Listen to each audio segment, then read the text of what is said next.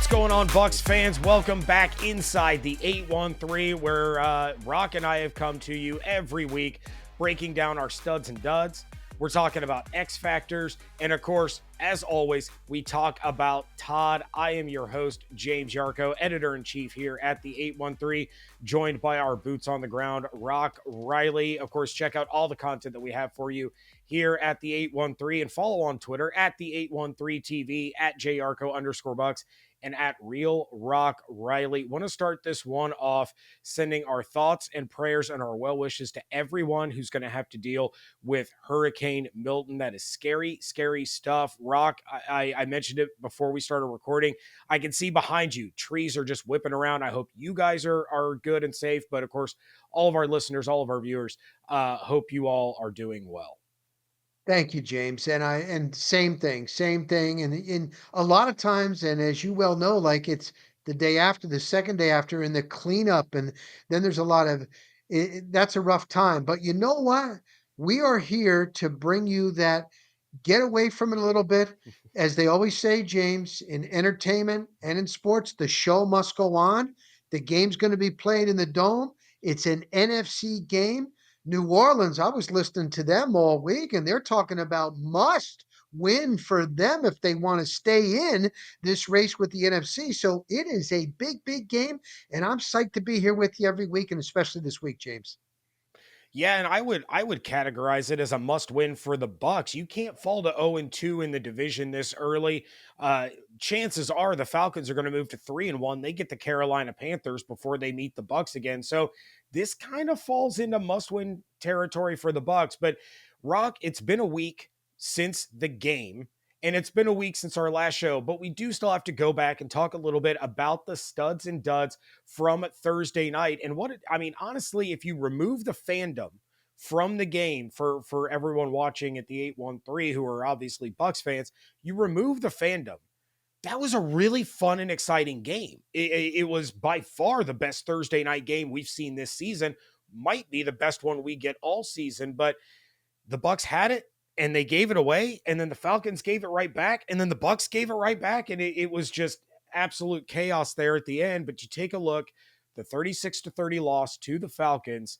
There were some standouts for some good and some bad reasons. Who's your stud this week for the Bucs? Now, I know Buck, and I'm glad you brought that up, James, because when I did my rapid reaction, it was late, it's right after the game. And I wanted to start off trying to not be so much fan and say that was probably the best NFL game, seriously, of the year. It was a hell of a game, back and forth. You had everything, but of course for the Bucks, and I can tell you, listening to the players and seeing them that there's bad losses. Every loss is tough in the NFL. That was a disheartening loss, and it kind of ripped their heart out because they had that game. I know Baker Mayfield in the offense. They took that nosedive in the second half. But I'm going to go with Baker Mayfield. I'm going to go with Baker Mayfield because if you didn't have Baker Mayfield balling out the way he did, they would have been blown out in that game, James. They wanted to start fast, and look at what Kirk Cousins did. You could see they were moving on all cylinders. They were just going up and down the field. Offense was giving him enough protection. He was picking them apart over the middle of that zone. It was open all day. And I'm listening to some of the coaches saying that what he was doing is he was really being savvy, where he was looking away this, he wasn't giving it away. That's what you get from a veteran quarterback like Cousins. And then at the last minute going over there, and it was just a bad job by the defense. But you're in a rough environment. You got a quarterback that is feeling it. Bucks wanted to start off fast and they didn't. And for Baker Mayfield to match Kirk Cousins in that high flying offense, series by series, series by series, I thought it was a hell of a job. I personally think that it was Liam Cohen, the offensive coordinator, that went somewhat conservative. When you got your foot here, put it to the pedal. Keep it going because Mayfield was still seeing the field well. So I don't put a lot of stock on Mayfield. Stunk it up in the second half. I honestly think that he was a baller. He kept them in. He matched it. He was playing really, really good football. I'm going to give it to the quarterback. I'm going to give it to Baker Mayfield. Yeah, and I think that's a great choice, honestly. And I'm with you 100%. I talked about it somewhere. I don't know. All the days are running together at this point. But, you talk about Liam Cohen going conservative in the second half. I can't remember exactly how many rushing attempts the Bucks had in the game. I'm trying to bring it up real quick. It was somewhere like 25, 26 total rushing attempts. Yeah, 26 rushing attempts in the game. 17 of those came in the second half.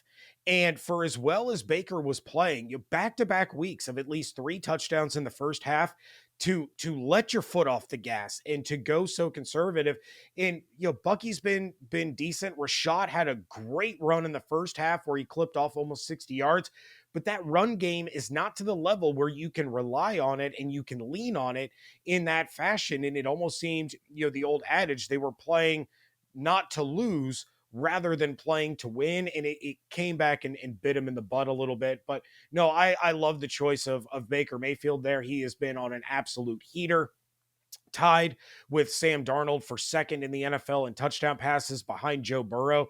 Burrow had 5 against the Ravens, which I would put up there with Bucs and Falcons as one of the best games of the year, just from a sheer football aspect. Same thing happens in Cincinnati. You have that game go to overtime because of a late tie by the Ravens.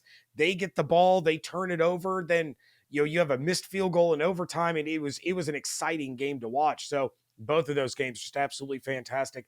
My stud this week is not a guy that we have talked about a lot on this show, but I think that's our fault, Rock, because he deserves some attention, and it's Logan Hall. 2 sacks against the Falcons. He is playing fantastic football. He's got 3 sacks over the last 2 games. That matches his career total coming into the season. So, as many sacks in 2 weeks as he had in the first 2 years of his career. And I think this is a guy that the development is finally starting to click. That trajectory is now starting to rise, and he's starting to look more like that player that the Bucs drafted with the first pick in the second round, because he's starting to become a force. And if he continues this way, Rock, and being able to win his battles and get into the backfield and disrupt the quarterback, and then you pair that with a return of Kalijah Cansey. So now you have 3 viable threats on the line at all times. That changes so much about what Todd Bowles can do defensively with the edge rushers, with blitzers. The Bucs are all of a sudden about to be a team, once they're fully healthy, that just in their standard base defense are going to be able to bring more people than the offense can block, because you want to go one-on-one with Vita Vea, you're going to lose. You want to go one-on-one with Kalijah Cansey, you're going to lose. Now, all of a sudden, you're going to start to lose those one-on-ones going up against Logan Hall. I just think he's really been fantastic for the Bucs the last couple of weeks. Hopefully that continues. And real quick, Rock, I want to give a stud tracker update, Okay. because we've been doing this for 5 weeks now. Yeah. Baker Mayfield is our leading stud. He's gotten 3 votes. You have Chris Godwin and Zion McCollum with 2 each, and then Mike Evans, Bucky Irving, Levante David, and now Logan Hall each have 1 stud vote on the season. But I mean, you're around these players, you're starting to kind of get a feel for what they're doing. What are your thoughts on this recent rise of Logan Hall? I'm glad you brought up Logan Hall because I really watch him. When the players come out after they do their warm-ups, the D line is always close to us so we can watch. And he has been watching a Will Golston who's been in this league for more than a decade. He's next to Vita Vea. He's gotten himself stronger, but he's doing it quietly. And I think you're right. I think he now has taken that move where he's ascending. I'm hoping the same thing for Joe Tryon Shoyinka. I'm actually hoping for some more ascension from Yaya Diaby. And when they do their defensive line drills with these big blocking, these dummies, Yaya is always right over there with Joe Tryon Shoyinka. So you can kind of see, James, like the body language that Logan Hall, he's carrying himself. It was the same thing with Zion McCollum, even though McCollum wasn't that great this game, but with Zion McCollum, and you can tell he's confident. He's feeling good. He had the tools and he actually worked on making himself stronger. So that's a good one. I'm hoping that we'll get a couple of more votes as the season wears on here on this show for Logan Hall. Good one, James. All right, well, let's get into the duds, and I don't want to spend too much time on these. Fans don't really want to relive this game, but my dud, it's KJ Britt, and I feel bad. I like KJ Britt. I think he's a good dude. He earned this opportunity, but this opportunity is slowly starting to slip away. He got absolutely worked by Kirk Cousins and Rock on the broadcast. Watching it, I lost count of how many times they showed the way Kirk Cousins just absolutely baited and manipulated KJ Britt all game long, kept the middle of the field wide open, which is where he did so much damage against the Buccaneers on Thursday night. Britt has become a severe liability in coverage, and it hasn't been as bad as it was on Thursday night the rest of the season, but it's pretty bad, and it's gotten to the point now where I know Sammer talked about it here on the 813, but are you going to start to see Todd Bowles pull Britt out on these third down, these passing situations? Because he was already kind of doing that with Servassier Dennis, right? He would put Dennis in. He's the better pass rusher. Now is he going to start to do it to bring in a Christian Isian or a Tyke Smith or one of these players from the secondary that is more reliable in pass coverage and try to prevent just getting absolutely gashed over the middle of the field? So I hope Britt is able to turn it around, but I don't see any signs of this pass coverage, from KJ getting any better anytime soon. I don't, James, and I think it's physical liability. He's just not good in coverage. He's doing the best that he can. And if you remember, like last year, when Bowles was splitting that with Devin White. Now I know the whole Devin White situation, but Yeah. that was kind of working, and you might have to do that. It might even be Greer, the kid from USF and Arkansas, or one of the other guys. But you can't keep doing this because these opposing coordinators are seeing that. You're putting it on tape. They're going to attack that part of that Buccaneer defense. And if Britt can't do any more with his physical limitations, it's not going to get any better. So Todd is going to have to do something, and it better start. I think this would be a good week to start because they're going to be facing one or two of the young quarterbacks. Whether if it's not Rattler, it's going to be the other kid, and he's been there on mop-up duty. This would be a good week to do it, but um, it's a liability, and it is. It's odd. We're calling it like it is, James. All right. Who do you have for your dud this week, Rock? So I'm going to give it to Jamel Dean. At this point in his career, he's got to be more consistent. There's a time when he has a good game. He did not have a good game, and Kirk Cousins was just picking them apart. But when one of the coaches was on a podcast and he was saying it, like I said before, Cousins was so good at being deceptive and then going to the receiver. Well, Jamel Dean's been in this league long enough that he should not fall for that. And there's no reason for that. They kept Jamel Dean. They didn't let him go like Carlton Davis. So he's got to be better. Now, Zion McCollum didn't have his best game this year, but he's had some really good games. So you know what? Jamel Dean should know better. You know what you're going up against. You should have done more film work if that's the case.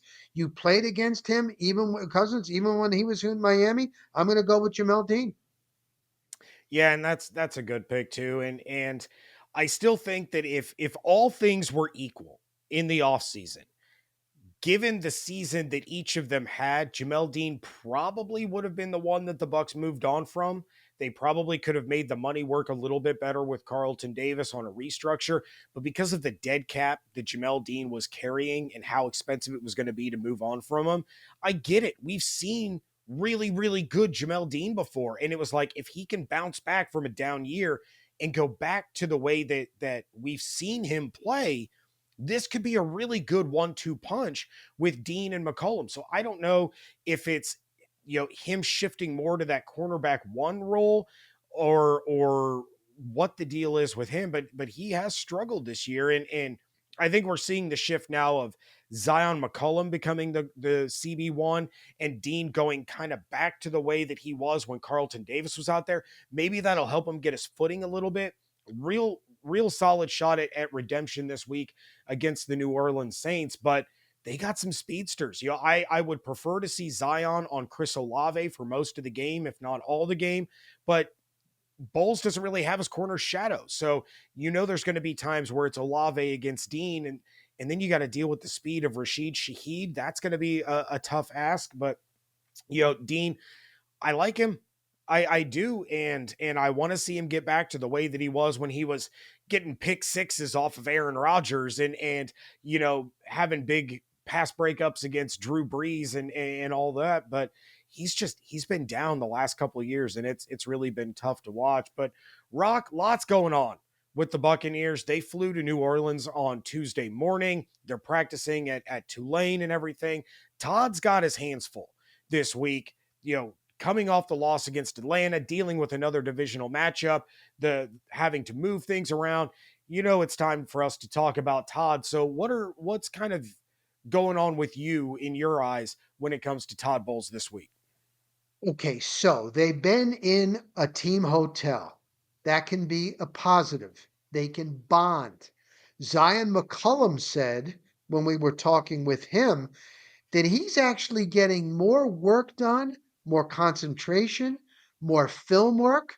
He said late at night, he has a question. He doesn't have to text somebody. He goes down the hallway, knocks on a coach or another player's door.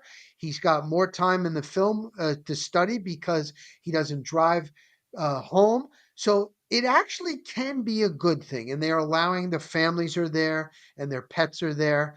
Bowles did say though that he knows that like when they go back to their room, okay, it's a smaller room. They might have the dog, they might have one little kid, and they got a wife. So there's going to be some distractions. But on the whole, they're making it work. But you know what? He's not that much of a fiery guy to give a speech.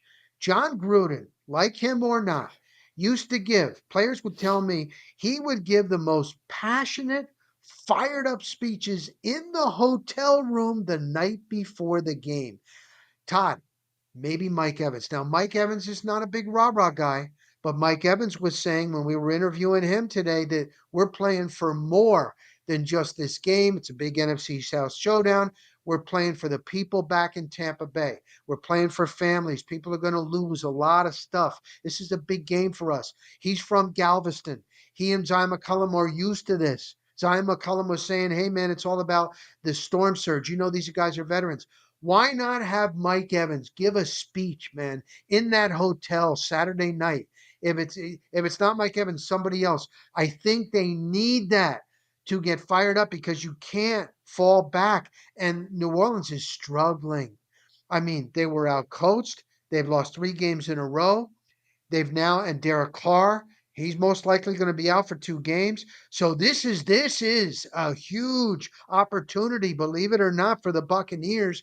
And Todd, if you're not going to give that speech, let Mike Evans give the speech. I would do that, man. Get him ready. Get him ready. I really like that because I mean, even the past, we'll say like 5 to 6 years with the Buccaneers, you've had those rah rah guys. Jameis Winston was a rah rah guy. Devin White was a rah rah guy.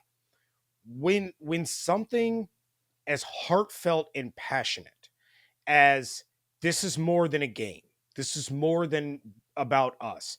There are people that love us, that spend their hard-earned money to come watch us, that wear our jerseys to the stadium. They're going through some crap. And when a message like that comes from the more quiet leaders, the lead by example guys, the Mike Evans, the Levante Davids, those types of players, sometimes it hits a little harder and it means a little more than if you have the rah rah guy. Baker can be rah rah. We know that. But when you have a quiet leader that's a lead by example guy, like a speech like that, 20 years ago would have made a bigger impact on the team coming from Derek Brooks or Rondé Barber than it would from Warren Sapp or John Gruden. And I truly believe that because that's one of those when those guys speak, everybody listens because they know that it's not just a show. It's not the norm. It means that what's coming out of their mouth truly means a lot to those people. And so we better tune in and we better start to listen to what they're having to say. I really like that. And that's 100% right. You know you said it at the top of the show. Stuff like this, stuff like sporting events, can be a distraction from the awfulness that's going on right now, and allow people to kind of escape for a few hours and not be worried about it, not be concerned about it. And even though it's still in the back of their mind, giving that little bit of an escape really helps kind of push you forward. So I think that would be a great move. um having one of those quiet guys, Mike or Levante, Antoine, especially if he's about to return. Not only is he going to be hyped to get back on the field, but That's right. now you have one of those leaders really leading the charge. And then to me, for this week for Todd Bowles, it's a chance at redemption. Now, as we're recording, I just got a text from my buddy that covers the New Orleans Saints. Spencer Rattler has been announced as the starting quarterback. That is what's going to happen as we are recording this. But you go back to the Atlanta game. They pressured Kirk Cousins on only 16% of dropbacks. And Rock, we talked about how important that 20% threshold was going against the Falcons, and how you had to get pressure on Cousins 20% or more of his dropbacks. It didn't happen. Now, with the potential additions, and I say potential, but things are really looking good, of Antoine Winfield Jr. and Kalijah Cansey, that opens up so many more options for the defense in terms of pressure, in terms of coverage, and in terms of disguise that can throw off quarterbacks with the lack of experience of Spencer Rattler. And I don't want to say that because it's a rookie quarterback that's going to get the start, that it's an easy win or an automatic win. Spencer Rattler is an athlete. He can move around. He can scramble away from trouble. He can buy time. He can, take off and run with the football. It's going to be a test. But if you can bring the pressure, those players have to be able to finish and get Rattler on the ground. You have to show him one thing and bring something else. The Bucs are the only team to get a win over Jaden Daniels. And by and large, they did a really good job of containing Jaden Daniels. That has to be essentially the game plan against Rattler in order for the Bucs to be able to get this win. You can't let that guy buy time and look down the field. I love it. I think it's look at Rattler. They had a quarterback competition to see who was going to be the backup in camp, and Rayner beat out Rattler. Rattler hasn't even played. He hasn't even been active. So this is a big opportunity for Todd Bowles calling it defensively for this game. It is. It's a real big opportunity. And I hope the Buccaneers can take advantage, James. I really do. Yep, me too. But if they are going to take advantage and they are going to get the win, we got to talk about the X factors. You take a look at this matchup, the Bucs and the Saints. It's become a rivalry. Even though the Saints fans try to ignore the fact that it's a rivalry, it's a rivalry. I mean, what other team beat the Saints in their own house in the playoffs on the way to a Lombardi and retired the greatest player to ever play for their franchise? That's the Buccaneers. So you take a look at this game. Who are you looking at as the X factor if the Bucs are going to get not just a big divisional win, but an emotional win from a personal standpoint for themselves and for Bucs fans? Don't let Alvin Kamara beat you. Whether it was even going to be Derek Carr, he's having a big year. He's doing it on the ground, also through, pass catching. He's dangerous. And if you look at the track record, the Buccaneers have done a decent job in containing him. So I think that to me is going to be the X factor because if he's going off, that's going to let Rattler get a little bit more comfortable. Those are two very, very good receivers. Those are tough weapons on the outside. So to me, with Kalijah Cansey and Vita, linebacker play. That's pretty big too from that Buccaneer defense. My X factor, don't let Alvin Kamara beat you. Try to contain him. That would be my key. Yeah, I mean, what's a rookie quarterback's best friend? It's a pass catching running back, which Alvin Kamara is. And then it's also a sure handed tight end like they have in Juwan Johnson, who absolutely shredded this Bucs defense in week 17 of last year. I mean, he had a career day. So Radler is going to want to get the ball out of his hands quickly and stay out of trouble. It's going to be a lot of dump offs to Kamara. It's going to be a lot of quick over the middle passes to Johnson to get the ball out of his hand and try to keep the chains moving. Kamara is a big, big key. And you're right, the Bucs have done generally a pretty good job of containing him. He's had breakout games against the Bucs as you know, you would expect of any division rival. At some point they're going to break through, but he's a big, big factor. Levante going to have another stellar game. He's had two in a row. Let's go ahead and make it a hat trick. When I take a look at the X factor, I had written down Logan Hall. I talked about him at the top. I was going to talk about him at the end, but I think I'm going to pivot a little bit. And if Kalijah Cansey plays, that's where you're really going to see some changes. You're going to start to see better opportunities for Yaya Diaby because through the first 5 games, teams are scheming Yaya Diaby out. They're saying, you got to get into the backfield and beat us with somebody else other than this guy that had the huge hype train all offseason. Kalijah Cansey changes that. Kalijah Cansey changes the lanes that blitzing players can come into because of the attention he commands. No team this season has had to face a Cansey and Vea front. Now you throw a rising Logan Hall into the mix, and it's what we talked about at the top. You have 3 legit pass rush threats on the line, plus you're going to have opportunities for Yaya Diaby on one side. The other side, it'll be Joe Tryon Shoyinka can take advantage of Hall's rise, or it's going to be Chris Braswell, who's gotten a couple of pressures over the last couple of weeks. He's starting to get going a little bit. Then if Antoine Winfield Jr. plays, now all of a sudden that opens things up for some of the secondary players to come in on blitzes. The Bucs have to bring the pressure early and often to rattle Radler, and Kalijah Cansey is going to be a massive part of that if he's on the field. Hey, you put it well. When you put it well, there's no need for me to add. There's no need for me to say any more. I'm right there with you on that one, James. All right. Well, that is going to do it for this week on Inside the 813. And again, thoughts, prayers with all of you in the path of Milton. I hope you and your loved ones are all safe and secure. Rock, you make sure you're taking care of yourself down there. Thanks, James. Check out all of the content available right here at the 813.tv. A nice little distraction to escape and hear more about your Buccaneers. Follow on Twitter at the 813TV, at JYarcho_Bucs, and at Real Rock Riley. Make sure you're subscribed on YouTube, and we want to thank you for taking a trip inside the 813.